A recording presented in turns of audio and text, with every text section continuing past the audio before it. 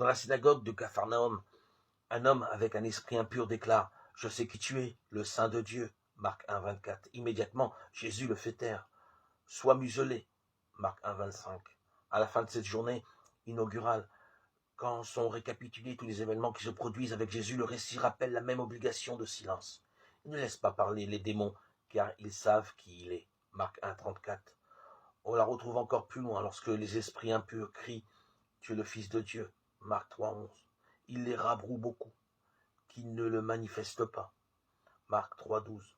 Ce qui est interdit ici, c'est le choix d'une relation frontale, simplement dire, transmettre ou expliquer à d'autres ce qu'on sait soi-même.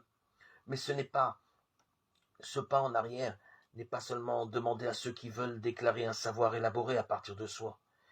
Ce pas en arrière est imposé à tous ceux qui voudraient procéder par affirmation ou énoncer directement adressé à d'autres.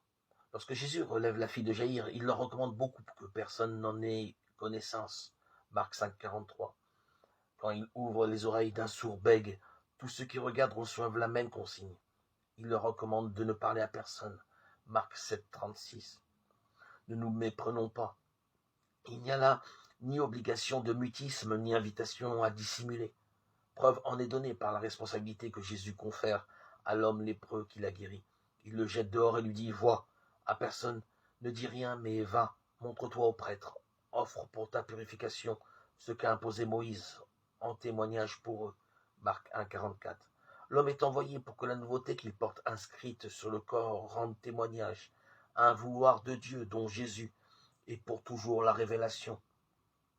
Il doit taire toute affirmation qui viendrait de lui, parce que sa responsabilité est de faire en sorte que d'autres expérimentent le vouloir dont lui-même a été construit.